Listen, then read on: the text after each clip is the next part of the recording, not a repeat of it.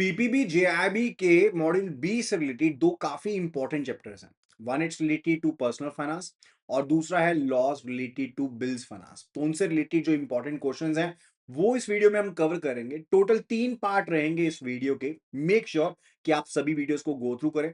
और पीपीबी के और जो दूसरे सब्जेक्ट हैं जेआईबी से उनसे रिलेटेड हमने वीडियो क्वेश्चंस ऑलरेडी अपलोड कर दिए हमारी एप्लीकेशन में, और साथ में उनकी पीडीएफ फाइल्स भी रहने वाली हैं। तो अगर आप उनको असेस करना चाहते हैं, मेक श्योर एप्लीकेशन डाउनलोड कर लें। आपको यूआरएल मिल जाएगा, लिंक मिल जाएगा टॉप लेफ्ट कॉर्नर में iibf.info/app के नाम से।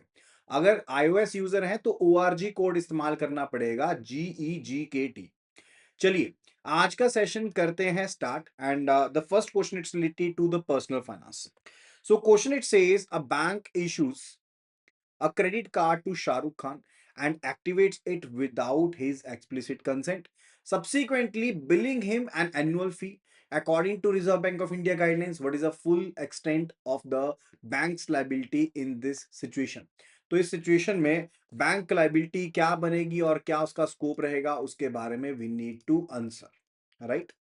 So here are the options. The bank must only reverse the charges billed and issue an apology. The bank must reverse the charges and pay a penalty equal to the charges billed. The bank must reverse the charges and pay a penalty of twice the value of the charges wrongfully billed. The bank must close the account and pay a penalty determined by the banking ombudsman. सो क्या answer रहने वाला? देखो, RBI की master directions हैं credit card से related, debit card से related. वहां पर कहा गया है कि आप बिना परमिशन के कार्ड को इशू नहीं कर सकते। कोई भी बैंक, कोई भी एनबीएफसी क्रेडिट कार्ड को इशू नहीं करेगी, एक्टिवेट नहीं करेगी, चार्जेस नहीं लगाएगी बिना रिटर्न या रिकॉर्डेड कंसेंट के। अगर बिना कंसेंट के इशू किया जाता है कोई कार्ड, तो कार्ड होल्डर लायबल नहीं होगा किसी भी तरह के चार्जेस के लिए। और अगर कार्ड का मिसयूज हुआ कस्टमर के पास पहुंचने से पहले, तो इश्यूअर पूरा का पूरा लॉस बियर करेगा। और अगर कस्टमर को बिल किया गया, कोई भी चार्जेस किए गए, तो उनको इमीडिएटली रिवर्स करना पड़ेगा। और इश्यूअर को एक पेनल्टी भी पे करनी पड़ेगी कस्टमर को, जिसमें रिवर्सल ऑफ चार्जेस भी रहेगा, जो इंटरेस्ट लिवाई किया गया उसका भी रिफंड रहेगा, और कंपनसेशन भी रहेगी for the harassment and the losses जो भी कस्टमर को फेस करने पड़े हैं। और अगर कस्टमर फाइल कर देता है कंप्लेंट बैंकिंग ओम्बड्समैन के पास या आरबीआई ओम्बड्समैन के पास, तो बैंक को पेनल्टी भी पे करनी पड़ सकती है। अब इस केस में भी अगर देखें तो बैंक ने इशू कर दिया, कार्ड को एक्टिवेट कर दिया है और एनुअल फी जो है वो लगा दी है अनलॉफुली, तो शाहरुख खान की कोई लायबिलिटी नहीं है इस केस में। जो बैंक है वो चार्जेस को रिवर्स करेंगे इमीडिएटली, और बैंक पूरा का पूरा लायबिलिटी उठाएगा अगर कोई मिसयूज होता है, और कंपनसेशन भी पे करनी पड़ेगी ट्वाइस द अमाउंट। ठीक है, तो ऑप्शन सी जो है that is going to be the correct answer. Now let's move toward the second question, जो कि है laws related to bill finance से रिलेटेड। ठीक है जी। तो it says Hrithik Roshan receives a bearer bill of exchange. तो ऋतिक रोशन को रिसीव होता है एक bearer bill of exchange as a gift and possesses it, but he did not provide any consideration for it. Later, it is discovered that the person who gave it to him had a defective title. What is Ritik's legal status concerning the instrument? तो जो ऋतिक है उनका legal status क्या रहेगा उसके बारे में हमने बताना है। देखो, if we talk about the bill of exchange, तो बिल ऑफ एक्सचेंज के केस में we are having the 3 parties. ठीक है, 3 पार्टीज हमारे पास रहती हैं। One, it is related to the drawer. Drawer होता है जिसने इंस्ट्रूमेंट को बनाया है, जिसने इंस्ट्रूमेंट को ड्रॉ किया है। दूसरा होता है ड्रॉई, जिसके ऊपर इंस्ट्रूमेंट बनाया गया। एंड ये बिल ऑफ एक्सचेंज जो होता है ना, ये एक अनकंडीशनल ऑर्डर होता है। यानी कि ड्रॉर एक ऑर्डर देता है ड्रॉई को कि तुमने मुझे ये पैसे पे करने हैं। ड्रॉई इस बिल को करता है एक्सेप्ट और वापस कर देता है कि हाँ भाई मैं पैसे तुम्हें या तुम्हारे द्वारा डेजिग्नेटेड जो पर्सन है पेई, उनको पैसे प्रोवाइड कर दूंगा। ये 3 पार्टीज हैं, ड्रॉर, ड्रॉई एंड पे। और ड्रॉई जो होता है वो एक्सेप्टर भी होता है। ठीक है, तो बिल ऑफ एक्सचेंज के केस में जो ट्रांसफरेबिलिटी होती है, ट्रांसफरेबल होता है सिर्फ और सिर्फ डिलीवरी के साथ। जो बियरर बिल ऑफ एक्सचेंज है, जो बियरर बिल ऑफ एक्सचेंज है वो ट्रांसफर कर सकते हैं सिर्फ डिलीवरी के साथ। ठीक है, जो भी उसके पोजेशन में होगा, जैसे इस केस में ऋतिक रोशन जी जो हैं, उनके पास ये बिल पड़ा है, तो वो होल्डर बन गए, ठीक है? होल्डर को डिफाइन किया गया है एज पर द सेक्शन 8। तो ये जो पर्सन था, पेई था, इसको पैसे मिलने थे, इसने इस बिल को लेट्स से फर्दर फॉरवर्ड कर दिया है ऋतिक रोशन जी के पास। अब ये बिल चला गया है ऋतिक रोशन जी के पास, राइट? अब वो बन गए हैं holder. Now he is the holder, और होल्डर को डिफाइन किया जाता है under section 8 of the negotiable instrument act. यानी कि कोई भी पर्सन अगर एंटाइटल्ड है, उसके नाम में पोजेशन है इंस्ट्रूमेंट का, तो वो उस अमाउंट को रिसीव कर सकता है। कंसीडरेशन का होना कोई जरूरी चीज नहीं है अगर कोई पर्सन होल्डर बनता है तो। लेकिन अगर इसी पर्सन को एक बेटर टाइटल चाहिए, क्योंकि जिस पर्सन ने इनको ये दिया ना, इंस्ट्रूमेंट दिया, उसका टाइटल बेटर नहीं था, यानी कि उसका डिफेक्टिव टाइटल था, उसने मे बी हो सकता है बोगस बिल जनरेट किया हो, या वो बेसिकली गलत एंडोर्सी हो, कुछ भी चीज हो सकती है, तो उसकी वजह से उसका टाइटल डिफेक्टिव था। अब जब वो बिल देगा होल्डर को, तो होल्डर ने तो कंसिडरेशन दी नहीं है, तो कभी भी होल्डर को बेटर टाइटल नहीं मिलता। लेकिन इन केस ऑफ डिफेक्ट, अगर person holder in due course है, HIDC है, holder in due course define होता है section 9 of the negotiable instrument act में, तो उसे एक बेटर टाइटल मिल जाता है अगर इवन ट्रांसफरर का जो टाइटल था वो डिफेक्टिव भी हो तो भी। अब इस केस में भी यही हुआ है कि उनको एक बियरर बिल ऑफ एक्सचेंज मिल गया। यहां पर ये एक गिफ्ट बिल था जो उनको मिल चुका है, जिसके लिए कोई भी कंसीडरेशन उन्होंने पे नहीं करी है। तो वो पर्सन जो है ऋतिक रोशन, वो होल्डर कहलाएंगे। उन्होंने लॉफुली इसको पोजेस किया हुआ है, लेकिन वो होल्डर इन ड्यू कोर्स नहीं है, क्योंकि कोई भी कंसीडरेशन नहीं दी गई थी। अब क्योंकि ट्रांसफरर यानी कि ये जो पर्सन था, इनका टाइटल डिफेक्टिव था, ऋतिक का टाइटल भी डिफेक्टिव माना जाएगा, राइट? ये आप प्रोटेक्शन को क्लेम नहीं कर सकते under section 9 of the negotiable instrument act. ठीक है जी, तो ऑप्शंस देखते हैं। He is holder in due course. No, he is not. He is holder because consideration is not essential for this status, but his claim is affected due to the defective title. Absolutely correct. Option B जो है वो बिल्कुल सही answer है। ठीक है, चलो अभी चलते हैं नेक्स्ट क्वेश्चन नंबर 3 के ऊपर, which is again related to the personal finance. A merchant offers Amir Khan a no-cost EMI on a new laptop using his credit card. ठीक है, तो आमिर खान जिन्होंने एक बेसिकली लैपटॉप परचेज किया है, और उन्होंने नो कॉस्ट ईएमआई को अवेल किया है। ठीक है, तो मर्चेंट उनको ऑफर करता है नो कॉस्ट ईएमआई को, क्रेडिट कार्ड का उन्होंने इस्तेमाल किया है, where the total EMI payment is equal to the laptop price. As per the regulatory guidelines, what must the card issuer ensure is basically transparently communicated to Amir about this transaction. ठीक है, तो basically regulatory guidelines के हिसाब से card issuer जो होगा, card issuer को ensure करना पड़ेगा कि क्या चीज कम्युनिकेट की जाए आमिर को इस ट्रांजैक्शन के बारे में। That is to be told. देखो, नो कॉस्ट ईएमआई जो होती है must be truly zero extra cost. ठीक है, वो जीरो एक्स्ट्रा कॉस्ट के ऊपर होना चाहिए। एंड आरबीआई ने बहुत से केसेस में ये पाया है कि जो मर्चेंट होते हैं, बैंक होते हैं, वो हिडन इंटरेस्ट या फिर जो फोरगोन डिस्काउंट्स होते हैं, वो बेसिकली लगा देते हैं सो डेट कि मिसलीड कर दे कस्टमर्स को। अब आरबीआई ने मैंडेटरी कहा है कि ट्रांसपेरेंसी होनी चाहिए ब्रेकअप में, यानी कि कार्ड इशुअर या जो मर्चेंट है वो क्लियरली बताएगा कि प्रिंसिपल अमाउंट क्या है, जो प्रोडक्ट की कॉस्ट है, इंटरेस्ट अमाउंट क्या रहेगा, डिस्काउंट या मर्चेंट सब्सिडी क्या रहेगी। अगर कोई चीज दी जा रही है so as to offset the interest, right, तो कितनी रहेगी। तो ट्रू कॉस्ट को डिस्क्लोज करना काफी ज्यादा जरूरी है। अगर उसको नो कॉस्ट ईएमआई आप एडवर्टाइज कर रहे हो, तो जो भी सम होगा सभी ईएमआई का, वो ओरिजिनल प्राइस ऑफ प्रोडक्ट के इक्वल होना चाहिए। कोई भी इंटरेस्ट अगर चार्ज किया जाएगा, तो वो डिस्काउंट के थ्रू या फिर सब्सिडी के थ्रू उसको पर्टिकुलरली ऑफसेट किया जा रहा है, तो उसको एक्सप्लिसिटली बताना पड़ेगा। कोई भी मिसलीडिंग कम्युनिकेशन नहीं कर सकते। जो भी कार्ड इशुअर्स हैं, मर्चेंट्स हैं, उन्हें इंटरेस्ट कॉस्ट को मास्क करने का कोई भी राइट अवेलेबल नहीं है। कस्टमर को क्लियरली पता होना चाहिए अगर नो कॉस्ट जेन्युइन है तो, राइट। आप डिस्गाइज नहीं कर सकते, कस्टमर को छीन नहीं सकते चीज को। अब आमिर खान जी के केस में भी देखिएगा, क्लियरली कम्युनिकेट करना पड़ेगा कि जो टोटल कॉस्ट है ईएमआई का, वो लैपटॉप प्राइस के इक्वल है, कोई भी हिडन इंटरेस्ट नहीं है। अगर इंटरेस्ट टेक्निकली चार्ज किया जा रहा है बैंक के द्वारा, लेकिन मर्चेंट की सब्सिडी के थ्रू उसको ऑफसेट किया जा रहा है, तो उस फैक्ट को एक्सप्लिसिटली डिस्क्लोज करना पड़ेगा ईएमआई शेड्यूल में। That is the case. ठीक है, तो transaction is genuinely interest free and is a special benefit जो कि बैंक ने ऑफर कर दिया। ऐसा कुछ भी नहीं, अपनी पॉकेट से कोई नहीं देगा। Interest component is being paid by the bank and a reward for the customer. देखो, इंटरेस्ट कंपोनेंट जो है वो मिसलीडिंग एक्सपेंशन हो जाएगी। आप नो कॉस्ट दे रहे हो, ठीक है, आप बेसिकली, लेकिन ट्रांसपेरेंसी तो बतानी पड़ेगी ना कि क्या आप ऑफर कर रहे हो।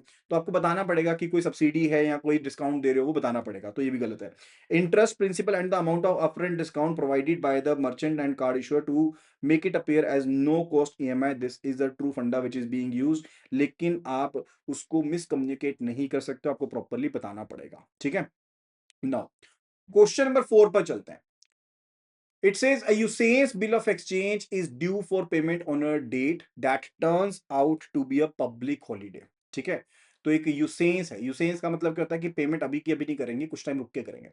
जैसे मैंने आपको एग्जांपल दी, लास्ट टू लास्ट क्वेश्चन में we talked about the bill of exchange, ठीक है। अब इस केस में क्या हुआ कि पेमेंट जो मिलनी थी पेई को मिलनी थी।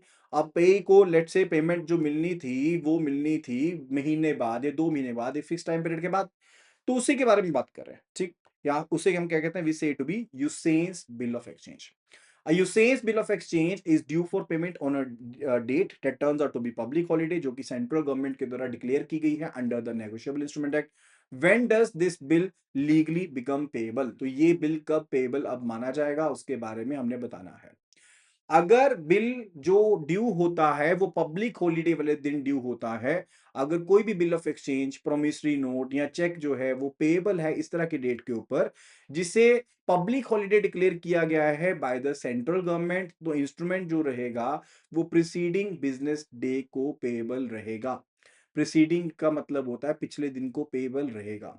अब यूसेंस बिल जो ड्यू हो रहा है एक पब्लिक हॉलीडे के ऊपर, तो बेसिकली प्रीवियस वर्किंग डे के ऊपर पेबल रहेगा, नॉट आफ्टर द हॉलीडे, ठीक है, उससे पहले पेबल रहेगा।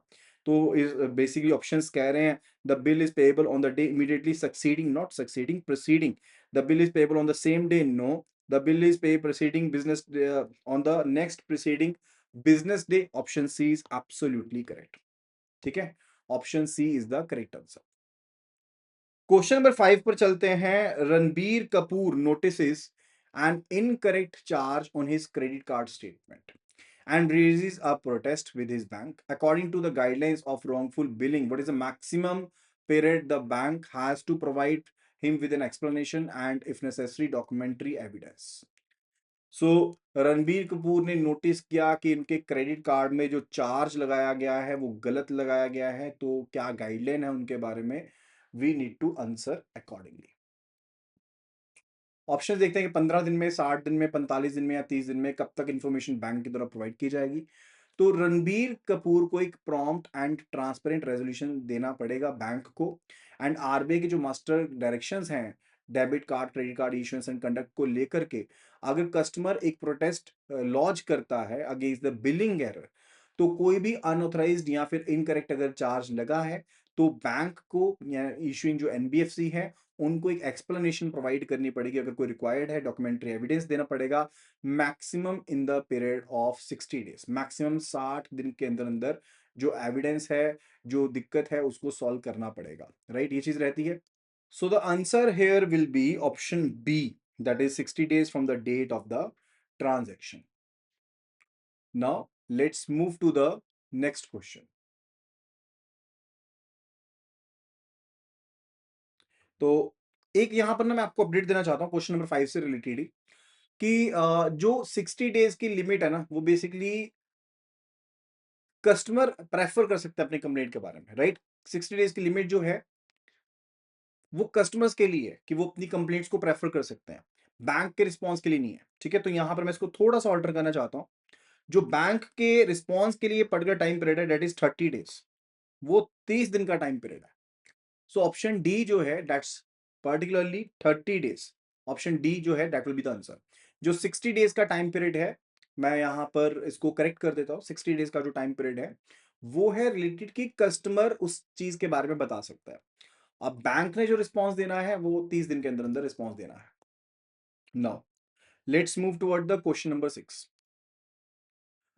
Salman Khan endorses a bill of exchange to Akshay Kumar with the specific words sans recourse written next to his signatures. The bill is subsequently dishonored by the acceptor.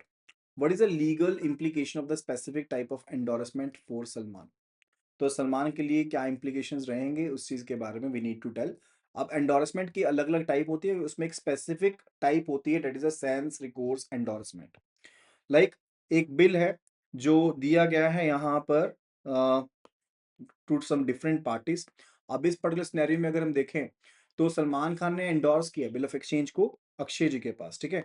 तो यहाँ पर है सलमान और यहाँ पर है अक्षय, और ये बिल दिया गया सलमान के द्वारा दिया गया इनको, तो ये बन गए एंडोर्सर और ये बन गया एंडोर्सर, एंडोर्सर एंड ये बन गए एंडोर्सर, राइट। ये सिनेरियो है यहाँ पे। अब सलमान ने जब एंडोर्स किया तो उन्होंने लिख दिया सेंस रिकोर्स। अब सेंस रिकोर्स का मतलब क्या होता है? सेंस रिकोर्स का मतलब होता है कि वो उनके ऊपर कोई भी लायबिलिटी नहीं पड़ेगी, कि जब भी अगर अक्षय इस बिल को लगाते हैं आगे और इसको डिसऑनर मान लो हो गया, तो उसके केस में वो पिछले जो इश्यूअर्स हैं, होल्डर्स हैं, उनके ऊपर केस कर सकते हैं अक्षय, लेकिन सलमान के ऊपर नहीं केस कर सकते हैं। ये मतलब होता है इसका, राइट। तो ऑप्शंस को देखते हैं। सलमान रिमेन्स फुली लायबल, नहीं, लायबिलिटी तो बल्कि उनकी खत्म हो जाएगी। Salman is liable only to Akshay but not to any subsequent holders, ऐसा भी नहीं है। अगर ये एंडोर्समेंट जो है वो सेंस रिकोर्स है, तो सभी होल्डर से उनकी जो रिस्पॉन्सिबिलिटी वो हट जाएगी, यानी कि कोई भी सलमान को स्यू नहीं करेगा। Salman has excluded his own liability as an endorser in the case of dishonor, absolutely correct. तो ऑप्शन जो सी है, that is absolutely the correct answer, right? Now let's move toward the next question, number 7. Personal finance से related है। A bank is considering financing a housing project being developed in a colony that has not yet been regularized by the municipal authorities. तो bank consider कर रहा है कि एक housing project को finance करना है जो भी म्यूनिसिपल कॉर्पोरेशंस के द्वारा बेसिकली नहीं अप्रूव्ड है, रेगुलराइज्ड नहीं है। What is the regulatory stance on providing home loans for properties in such unauthorised colonies? तो क्या स्टांस रहता है उसके बारे में बताना है। सो फर्स्ट ऑफ ऑल, अगर हम बैंक्स की एफआईएस की बात करते हैं, फाइनेंशियल इंस्टीट्यूशंस की बात करते हैं, तो वो अनअप्रूव्ड या अनऑथराइज्ड प्रॉपर्टी के बारे में लोन नहीं दे सकती। Reserve bank of India and NHB की गाइडलाइंस बिल्कुल क्लियर हैं कि बैंक किसी भी तरह की प्रॉपर्टी पर फाइनेंस नहीं करेंगी, ठीक है, अगर वो अनरेगुलराइज्ड कॉलोनी है। अगर आप अनरेगुलराइज्ड कॉलोनी के ऊपर लोन देते हो, प्रॉपर्टीज के ऊपर लोन देते हो बिना म्युनिसिपल अप्रूवल के, तो डेफिनेटली बैंक के ऊपर लीगल रिस्क भी पड़ सकता है, क्रेडिट रिस्क भी पड़ सकता है। लेंडिंग सिर्फ तभी अलाउड होगी अगर प्रोजेक्ट जो है वो रेगुलराइज्ड है या अप्रूव्ड है, लाइक जो डेवलपमेंट अथॉरिटी है वहां की या म्युनिसिपल अथॉरिटी है उनके द्वारा अप्रूव्ड है। एंड ये जो कंसर्न है ना स्पेसिफिकली, लाइक उसके रिलेटेड क्लियर गाइडलाइंस हैं, फ्रेमवर्क है, एंड आरबीआई की जो प्रूडेंशियल गाइडलाइंस है वो भी कहती हैं कि बैंक्स को ड्यू डिलिजेंस को फॉलो करना चाहिए while verifying and sanctioning the building plan, approvals के दौरान, लैंड यूज के दौरान कंप्लायंस करनी पड़ेगी लोकल लॉज से, ठीक है। That those all things are to be done.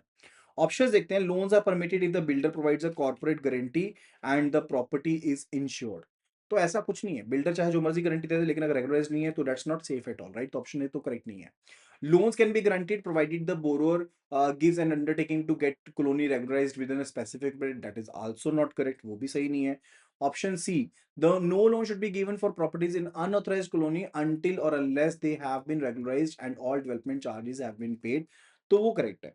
अगर रेगुलराइज चार्जेस पे कर देते हैं, रेगुलेटरी चार्जेस, तो फिर कोई इश्यूज नहीं, अदरवाइज नहीं कर सकते हो। गाइडलाइंस एक्सप्लिसिटली कहते हैं कि कोई भी लोन नहीं दिया जाएगा उन प्रॉपर्टीज के लिए जो अनऑथराइज्ड कॉलोनीज हैं, विद द कंडीशन कि उनको एक रेगुलराइज करवाना पड़ेगा पहले, एंड जो भी डेवलपमेंट एंड अदर चार्जेस हैं वो पे कर दिए गए हों, फिर ये चीज हो सकती है, otherwise not, right. Now let's move to the next question, number 8। It says a bank offers a bills co acceptance facility, ठीक है, कि बैंक जो है वो ऑफर करता है एक बिल को एक्सेप्टेंस फैसिलिटी ऑफर कर रहा है, right, to its corporate client. Ajay Devgan company जो है उनको कर रहा ऑफर ये। Under this arrangement the bank accepts bills along with the Ajay's company. What is the primary legal position the bank assumes through this action? तो होता क्या है, लेट्स से यहाँ पर है अजय देवगन की कंपनी है और यहाँ पर है दूसरा पर्सन, ठीक है, जिन्होंने बेसिकली बिल ड्रॉ किया हुआ अजय देवगन की कंपनी के ऊपर। तो let's say we can say simply कि ये है सेलर ऑफ गुड्स जिसने गुड्स या सर्विसेज सेल करी हैं, और ये बायर ऑफ गुड्स जो है अजय देवगन की कंपनी, राइट। अब इस केस में क्या रहेगा कि बैंक अपनी को श्योरिटी प्रोवाइड कर रहा है। लेट्स से यहाँ पर ये बैंक है जो अपनी को श्योरिटी यहाँ पर प्रोवाइड कर रहे हैं, तो यहाँ पर आ गया बैंक। अब इन्होंने पेमेंट करनी थी, इन्होंने बिल ड्रॉ किया अजय के ऊपर, लेकिन अब इनको भरोसा नहीं अजय की कंपनी के ऊपर इतना ज़्यादा, तो ये कहते हैं कि किसी बैंक से भी साथ में को-एक्सेप्ट करवा लो। तो एक्सेप्टेंस अब ये अकेले नहीं कर रहे, ये अकेले एक्सेप्ट नहीं कर रहे बिल को, एक्सेप्टेंस साथ में बैंक भी साथ में एक्सेप्टेंस करेगा, यानी कि बैंक की भी साथ में को-ऑब्लिगेशन बन जाएगी पे करने की, ठीक है? एक्सेप्टेंस का मतलब ये होता है कि पेमेंट हम करेंगे, अगर ये बिल हमारे ऊपर ड्रॉ होगा, उसका ये मतलब होता है। तो यहाँ पर सेलर ने एक बिल ड्रॉ किया, तो सेलर जो होता है वो बिल ऑफ एक्सचेंज के केस में क्या होता है, ड्रॉअर होता है, और यहाँ पर अजय जो हैं वो ड्रॉई हैं, और एक्सेप्टर का रोल ये दोनों अदा कर रहे हैं, अजय और बैंक दोनों अदा कर रहे हैं, राइट? That's a scenario. अब ऑप्शन देखते हैं। देखो, इस अरेंजमेंट में कॉर्पोरेट क्लाइंट एक बिल ड्रॉ करेगा, राइट? बायर के ऊपर, अजय देवगन की कंपनी के ऊपर, तो दोनों एक्सेप्ट करेंगे, बैंक भी और वो भी। अब लीगल पोजीशन के हिसाब से देखें, तो बिल को एक्सेप्ट करते हुए बैंक जो है वो जॉइंटली एंड सेवरली लायबल हो जाता है to the holder of the bill, यानी कि नॉट टुवर्ड्स सिर्फ द ड्रॉर, बट जो होल्डर ऑफ द बिल है, जिसको पैसे देने हैं, उसके लिए बैंक और अजय देवगन की कंपनी अब लायबल है, राइट? होल्डर कोई भी पर्सन हो सकता है जिसके पास लॉफुली बिल होल्ड जिसने किया हुआ है, वो पेमेंट को डायरेक्टली ड्रॉ कर सकता है फ्रॉम द बैंक, अगर ड्रॉई डिफॉल्ट करता है तो, यानी कि पहले लेट्स से अब ये बिल को एक्सेप्ट होकर के चला गया सेलर के पास, सेलर ने इस बिल को फर्दर लेट्स से फॉरवर्ड कर दिया है टू द पर्सन दीपिका, ठीक है? तो दीपिका को इन्होंने ये बिल दे दिया। अब दीपिका जो है वो सबसे पहले इस बिल को ड्रॉ करेंगे अजय के पास। अगर इसने डिफॉल्ट कर दिया, पेमेंट नहीं करी, तो ये डायरेक्टली बिल को लेके जा सकते हैं किसके पास? ये बैंक के पास लेके जा सकते हैं, और बैंक को यहाँ पर दीपिका को पेमेंट करनी पड़ेगी क्योंकि उनके ऊपर को-एक्सेप्टेंस ऑब्लिगेशन है। राइट? सो यहां पे एक चीज समझ वाली है कि बैंक अपनी पोजीशन को एज अ श्योरिटी या फिर एज अ गारंटर मानता है, लेकिन लीगल टर्म्स में under the negotiable instrument act जो उसकी लाइबिलिटी है वो असेप्टर की तरह ही रहेगी, लाइबिलिटी असेप्टर की तरह ही रहेगी। बैंक पेमेंट को रिफ्यूज नहीं कर सकता कि होल्डर को हमने पेमेंट नहीं देनी, इस बिहाफ पर कि अजय देवगन की कंपनी तो डिफॉल्ट कर दिया, उनकी एक डायरेक्ट ऑब्लिगेशन है कि उन्होंने बिल को ऑनर करना है। राइट? ऑप्शन देखते हैं। The bank can solely act as collection agent. No, that's not the case. जो collection agent है उसकी तरह थोड़ा काम करेगा। The bank becomes a holder in due course. No, the bank undertakes a joint liability with the borrower for the payment of the bill. Absolutely correct. Absolutely correct. Option C is the correct answer here. Now, let's move toward the question number 9. So when Shahid Kapoor uses a merchant's app to tokenize his credit card for future payments, the app initiates a request. According to the process described, what is the specific role of the card network? जो card network होते हैं, तो इस tokenization request में इस network का क्या कामकाज होता है? That we need to answer, that particularly we need to answer here. देखो, टोकनाइजेशन काम कैसे करती है? लेट्स से मैं इस तरह से हम एक ड्रॉ करते हैं, यहाँ पर पिक्चर ड्रॉ करते हैं। लेट्स से यहाँ पर हैं शाहिद, यहाँ पर हैं शाहिद कपूर, राइट? और इन्होंने क्या किया? इन्होंने मर्चेंट की एप्लीकेशन में कार्ड को स्टोर कर लिया। ये है मर्चेंट की ऐप, और इन्होंने अपना कार्ड जो था वो यहाँ कर दिया स्टोर। अब मर्चेंट की ऐप जो है वो एक टोकनाइजेशन रिक्वेस्ट भेजेगी। किसके पास भेजेगी? ये टोकनाइजेशन रिक्वेस्ट भेज जाएगी टू द इशूइंग बैंक, यानी कि जो इशूइंग बैंक है, whosoever the issuing bank is there, right? उनके पास ये टोकनाइजेशन की रिक्वेस्ट जाएगी, और यहां पर कस्टमर की डिटेल्स, जो भी कस्टमर साइन अप किया जिसने वो, प्लस जो कार्ड की डिटेल्स हैं, वो कार्ड की डिटेल्स, कस्टमर की डिटेल्स जाएंगी इशूइंग बैंक के पास वाया द कार्ड नेटवर्क, सीधी नहीं जाएंगी। यहां पर है सबसे पहले कार्ड नेटवर्क, जो जैसे वीजा कार्ड है, रुपे कार्ड है, वो कार्ड नेटवर्क है, और उनके थ्रू ये रिक्वेस्ट जाएगी इशूइंग बैंक के पास, राइट? अब जो कार्ड नेटवर्क है, यानी कि वीजा, मास्टर कार्ड, रुपए जो है, उसका सेंट्रल रोल रहेगा। So this is having the central role, right? कि ये रिक्वेस्ट को रिसीव करेगा फ्रॉम द मर्चेंट और एक्वायरर, एंड ये कार्ड इशूइंग बैंक के साथ कनेक्ट भी करेगा, राइट? वैलिडेशन पर्पज के लिए, अप्रूवल पर्पज के लिए। ये एक यूनिक टोकन भी जनरेट करेगा, यानी कि यूनिक जो टोकन जनरेट किया जाएगा ना, वो किसके द्वारा जनरेट किया जाएगा? डेट विल बी जनरेटेड, जो कि 16 डिजिट का एक सरोगेट नंबर होगा, वो जनरेट किया जाएगा बाय द कार्ड नेटवर्क, जो कि एक्चुअल कार्ड नंबर को रिप्लेस कर देगा, right?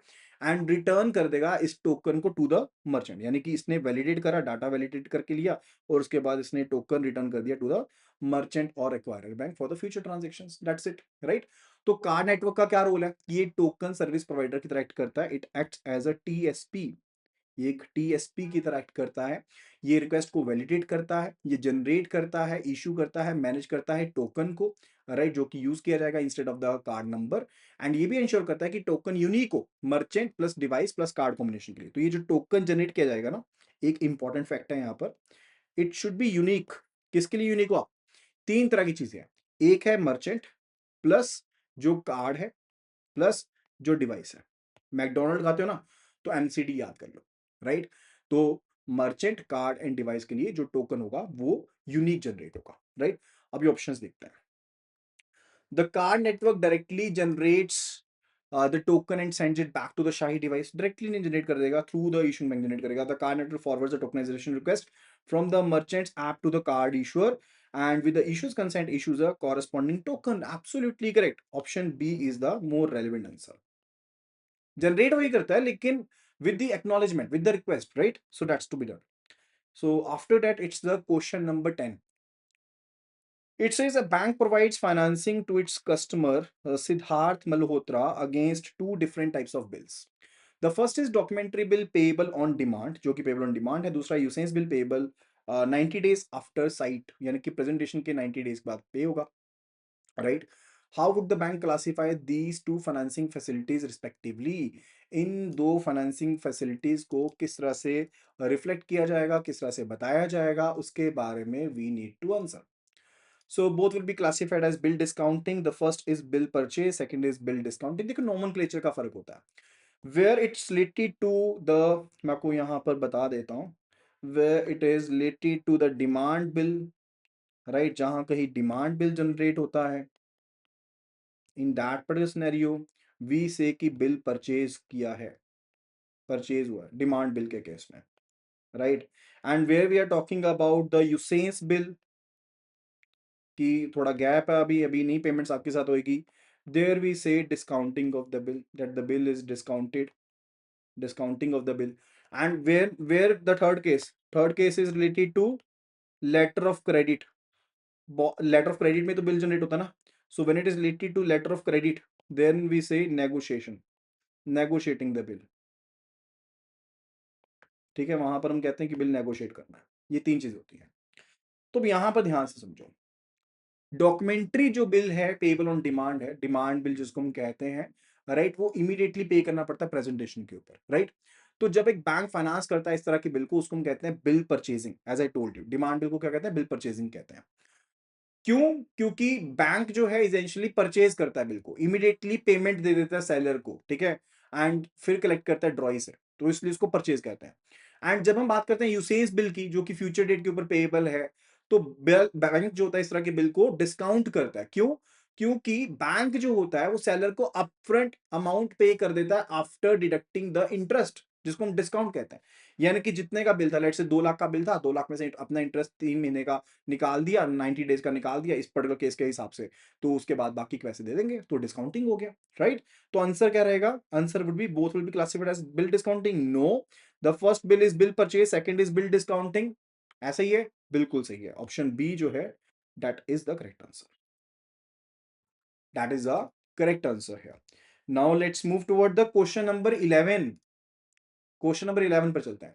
Varun Dhawan is applying for a home loan. Varun Dhawan home loan के लिए अप्लाई कर रहे हैं, कॉस्टिंग रुपीज 9 लाख, 9 लाख का घर है, अप्लाई कर रहे हैं, which qualifies for the affordable housing for economically weaker section. He wants to know if the stamp duty and the registration charges can be included in the property's value for calculating the LTV ratio. What is the guidelines permit in this specific scenario? क्या guidelines यहाँ पर prefer की जाएंगी in this particular scenario that we need to take care? Economical weaker section को loan देना, उसके हिसाब से हमें बतानी है चीजें.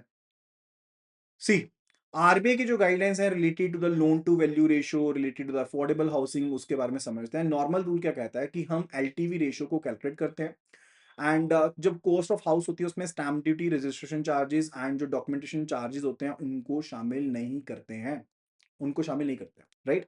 ये नॉर्मल रूल है. बट स्पेशल रिलैक्सेशन है फॉर टू कैटेगरीज, ईडब्ल्यूएस के लिए, इकोनॉमिकली वीकर सेक्शन के लिए, एंड लोअर इनकम ग्रुप के लिए, एलआईजी के लिए.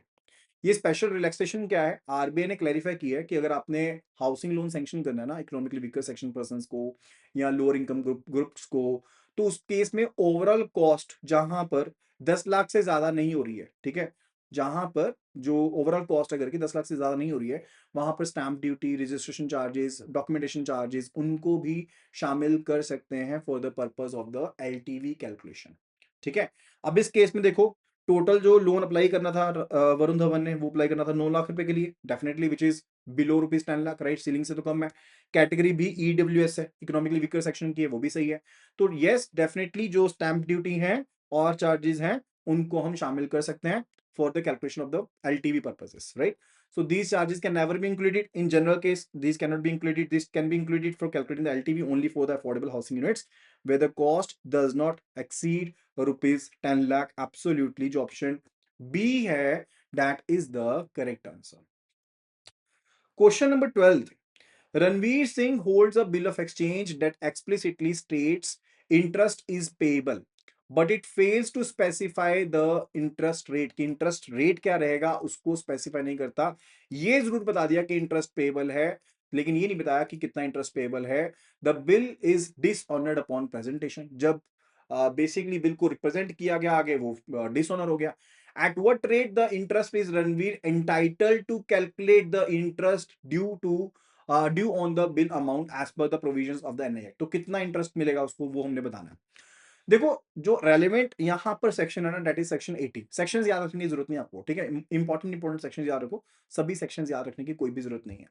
तो मैं आपको वैसे रेफरेंस के लिए बताता हूँ कि इस पर्टिकुलर केस में जो सेक्शन 80 है ना, वो आपका बेटर रहेगा, जो बेसिकली जब इंटरेस्ट रेट स्पेसिफाई होता है उसके बारे में बताता है।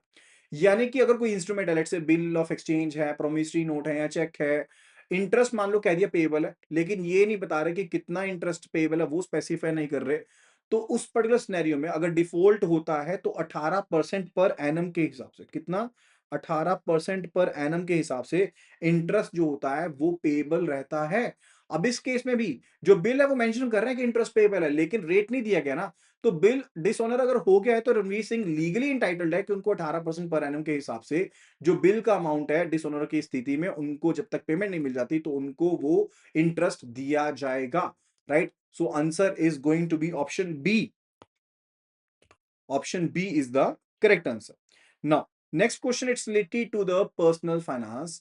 So it says Saif Ali Khan bought his house using funds from his personal savings and now requires supplementary finance for major renovations.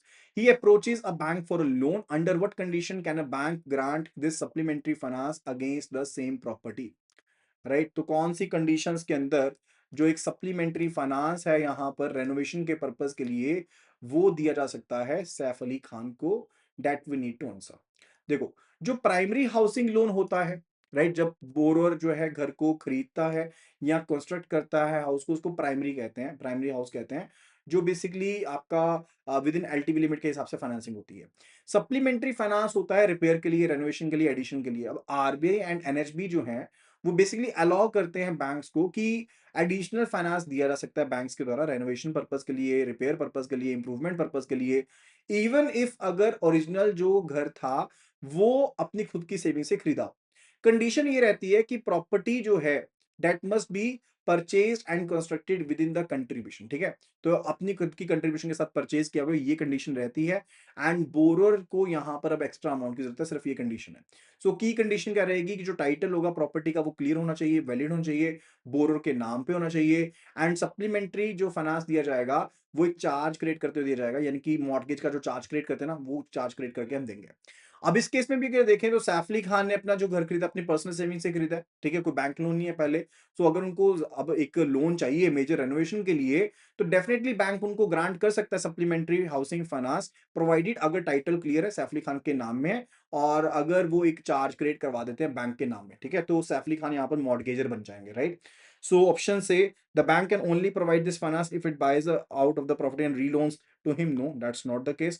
Option B, it says the bank can grant the finance after obtaining a pari passu or second mortgage charge over the property. देखो, second mortgage charge क्या होता है? So when we are talking about the second mortgage charge, the second mortgage charge is related to what की pari passu charge तो तब create करोगे ना जब basically already कोई loan पहले लिया हुआ है उसके बारे में create करोगे, right?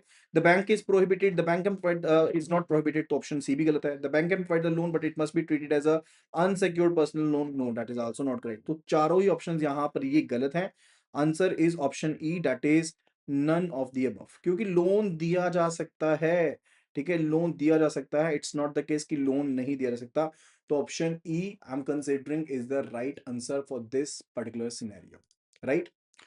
So that will be all related to this video. I hope कि आपको सभी डाउट्स क्लियर हो गए होंगे. एंड अगर किसी तरह की क्वेरी है आपकी, do let me know. And make sure कि आपने हमारी एप्लीकेशन को जरूर डाउनलोड किया हो एंड साथ ही साथ चैनल को सब्सक्राइब जरूर कर लीजिए. बेल नोटिफिकेशन आइकन को जरूर क्लिक करना है ताकि आगे आने वाली सब वीडियोस का एक्सेस आपको मिल पाए. So thank you so much and see you again in the next video. Happy learning.